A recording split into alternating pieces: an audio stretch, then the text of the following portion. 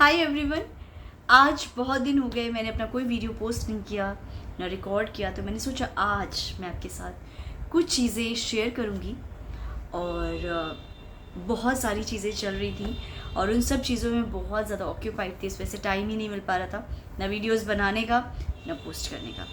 आज मेरे पास थोड़ा टाइम है तो मैंने सोचा कि एक शॉर्ट वीडियो बनाऊँ जिससे मैं आपसे कुछ चीज़ों के बारे में बात कर सकूं।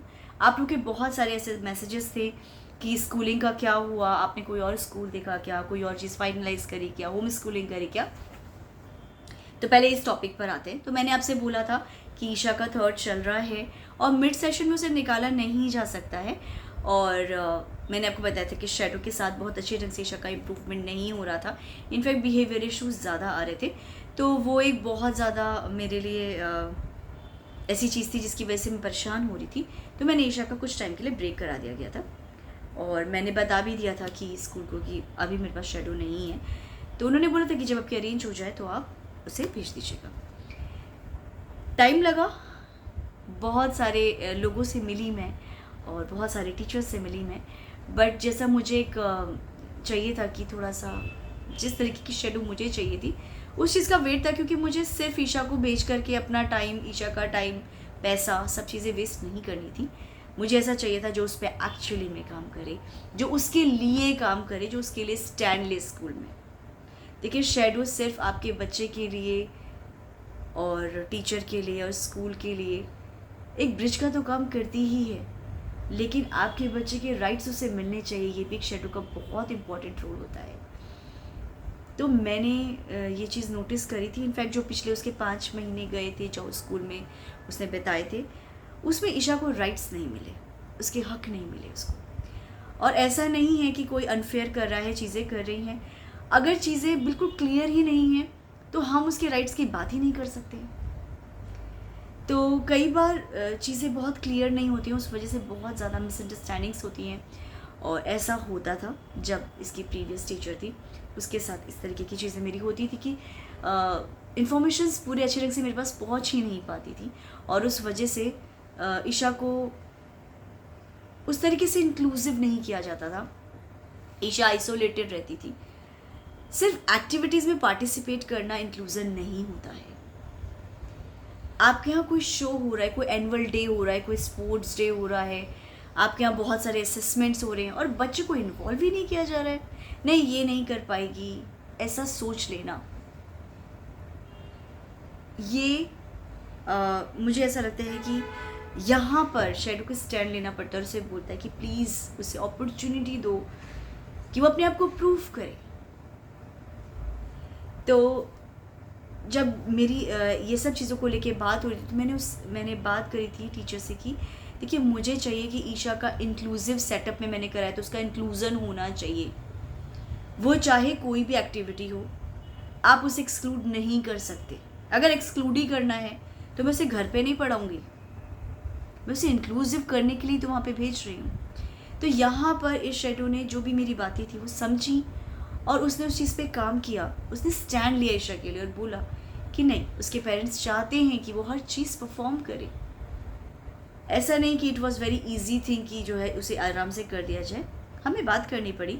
देखिए, एक ना माइंड सेट हो जाता है, स्कूल का भी माइंड सेट हो जाता है कि ये कर सकती है, ये नहीं कर सकती है, तो उसको वो राइट ही नहीं, उन्हें ये नहीं पता कि ईशा को ख़राब फील होता है कि उसको नहीं लिया जा रहा है, लेकिन उसे ख़राब फील होता था और वो सारी चीज़ों की प्रैक्टिस करती थी जो वहाँ पर देखती थी, लेकिन उसको प्रैक्टिस नहीं कर देते थे। तो जब मुझे ये बात पता चली तो मैंने बात करी एंड स्कूल ने पूरा सपोर्ट किया इस चीज़ को लेकर के कि ठीक है, अगर आप चाहते हो कि पार्टिसिपेट करे तो डेफिनेटली वो पार्टिसिपेट करेगी। ईशा ने कैसे पार्टिसिपेट किया ये मेरे लिए बिल्कुल इम्पोर्टेंट नहीं है। ईशा ने पार्टिसिपेट किया, ये मेरे लिए बहुत इम्पोर्टेंट है। ईशा ने 45 मिनट्स ग्राउंड में बिताए, धूप में बिताए, बच्चों के साथ बिताए, जैसा बच्चा कह रहे थे वैसा उसने किया। उसके सेंसरी इश्यूज़ वहाँ पर आ रहे थे, ऐसा नहीं है। ऑब्वियसली जब आपको इतने 600-700 लोगों के बीच में आपको परफॉर्म कराया जा रहा है, आपको 300 या जो 100-200 बच्चे हैं उनके साथ परफॉर्म कराया जा रहा है, तो ऑब्वियसली उसको सेंसरी ओवरलोड होगा। बट इम्पॉर्टेंट इज़ कि आप वहाँ पर थे और आपने परफॉर्म किया, आपको पता है आपको परफॉर्म करना है। इसमें रोल स्कूल का है, उस शेडो टीचर का है, उस क्लास के उसके साथ के बच्चों का है, उसमें जो उसके क्लास के बच्चे के सीनियर्स जो स्कूल के बच्चे थे उनका है।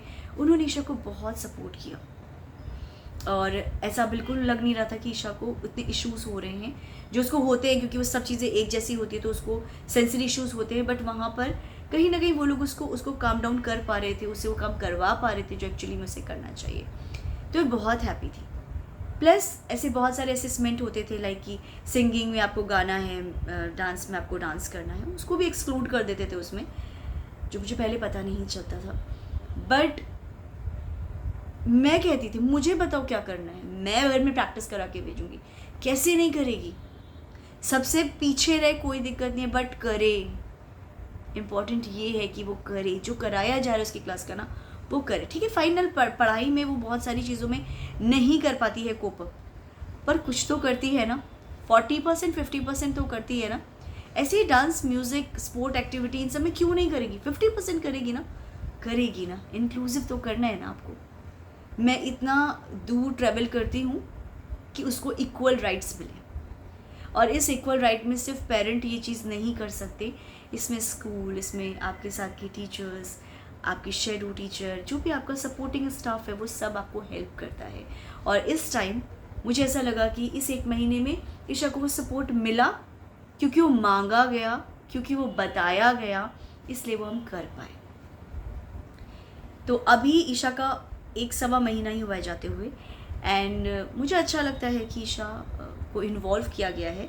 अभी बहुत जल्दी है कुछ भी बोलने के लिए, लेकिन मुझे ऐसा लगा कि आप जब सोच समझ के किसी टीचर को हायर करते हो, क्वालिफिकेशन आप देखते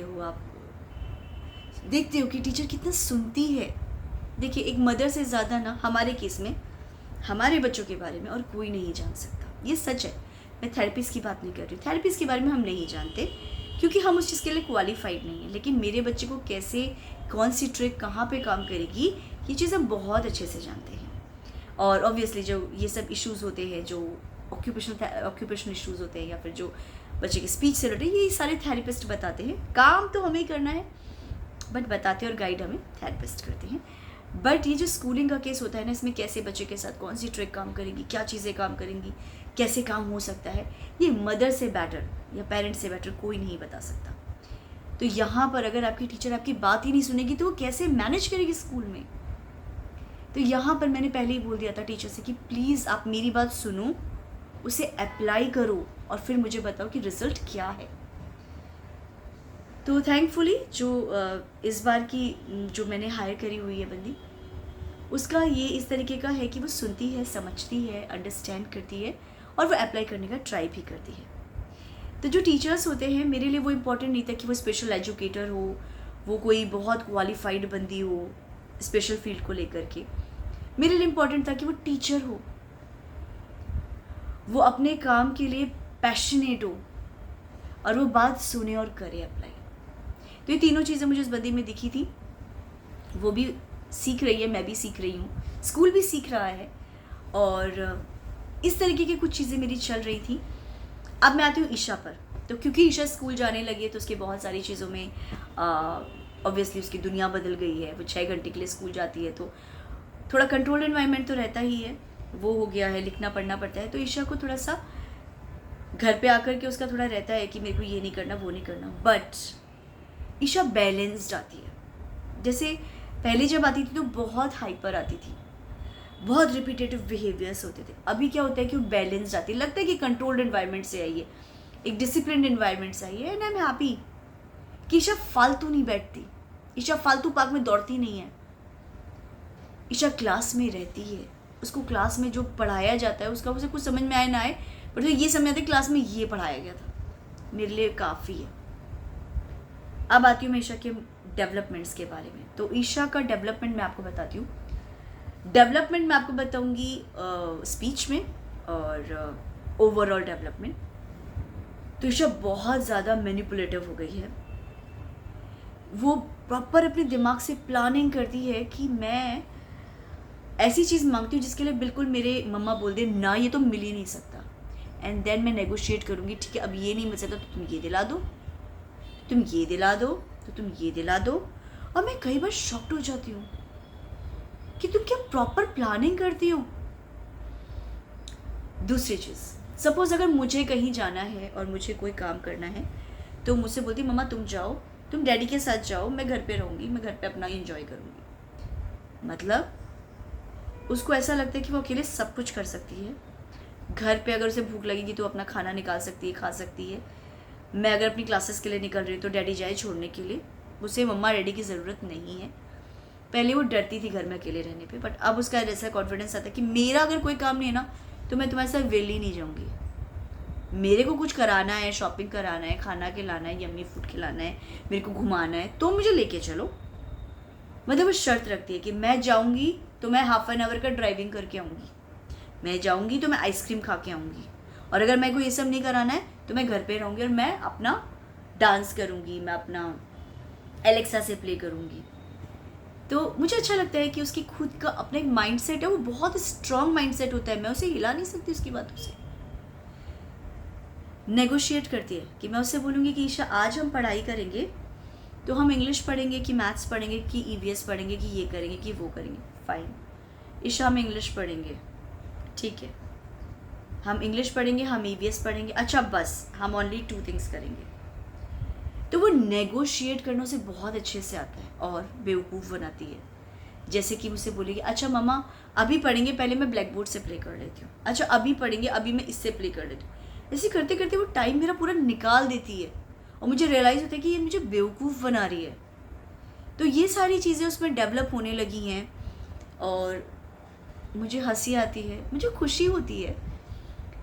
मुझे नहीं चाहिए कि वो जो बोला जाए वो कर दे, मुझे नहीं चाहिए इतना आज्ञाकारी बच्चा, मुझे चाहिए जो स्मार्ट हो, जो अपना काम कराना जानता हो। तो जो वो कर रही है अभी, मैं उसकी सारी चीज़ें हंसी में टाल देती हूँ क्योंकि मुझे अच्छी लगती है, क्यूट लगती हैं। धीरे धीरे मैं उसे टाइट करना शुरू करूँगी, अभी उसके वैकेशंस पड़ जाएंगी तो फिर मैं उसे पढ़ाना शुरू करूँगी। बट अभी मुझे अच्छा लगता है कि जब वो ऐसी नेगोशिएट करती है तो मुझे लगता है कि वो अपने को कितना इंटेलिजेंट समझती है। उसे लगता है कि मम्मा कुछ समझ में नहीं आ रहा है और ये सारी हरकतें करती है, उसके स्माइल भी करती है, मुझे चिढ़ाती है। सपोज अगर मैंने उसे बोला है या मैंने डांट दिया है तो वो काम करेगी जिससे मुझे इरिटेशन होगा, और वो काम करके उसे बहुत मज़ा आता है कि तुमने मेरे को चिढ़ाया ना, अब मैं तुमको चिढ़ाऊंगी। तो उसमें ये फीलिंग भी आने लगी है। तो ये सब चीज़ें मेरे लिए इम्प्रूवमेंट हैं, मुझे अच्छी लगती है ये चीज़ें, और यही सब चल रहा है मेरी लाइफ में। और अभी मैं ईशा के सेंसरी इश्यूज़ को लेके थोड़ा परेशान हूँ क्योंकि उसका थोड़ा सा टैक्टाइल का इशू बढ़ गया आजकल, थोड़ा ऑडिटरी भी बढ़ गया है क्योंकि स्कूल से आती है, बहुत सारे बच्चे उसको टच भी करते हैं, उसके साथ बैठते भी हैं, उसकी चीज़ें भी लेते हैं, उसको चीज़ें भी देते हैं, उसका हाथ भी पकड़ते हैं। वो ये सब चीज़ें बर्दाश्त नहीं कर पाती। बट कब तक मैं उसे घर के इन्वायरमेंट में रख कर के इन सब चीज़ों से दूर रख पाऊँगी। तो जब तक वो कर पा रही है कोप अप, वो जाएगी। उसको ऑडिटरी, मतलब मैं कभी कभी अगर इसके टीचर से बात करती हूँ तो इतना शोर होता है कि मैं बात नहीं कर पाती, उस शोर में वो काम करती है तो उसको ऑडिटरी इश्यूज़ भी होते हैं। बट मुझे लगता है कि फ़ाइन, 6 घंटे तो तुम वहाँ बिता ही सकती हो, बाकी तो सारा टाइम तुमको घर पे ही रहना है।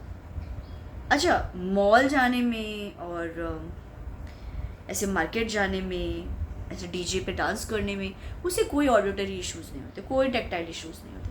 लेकिन स्कूल जब जाती है ना, मुझे लगता है कि इतना डिसिप्लिन एनवायरनमेंट होता है कि उसको वो सारी चीज़ें फील होती है। तो इस तरीके की कुछ लाइफ चल रही है और आई होप कि आगे और बहुत सारी अच्छी चीज़ें हों जो मैं आपके साथ शेयर कर पाऊँ। और आज के लिए इतना, ईशा आने वाली है और मुझे प्रिपरेशन करनी है चीज़ों की। तो आज के लिए इतना, हम फिर मिलेंगे, बाय।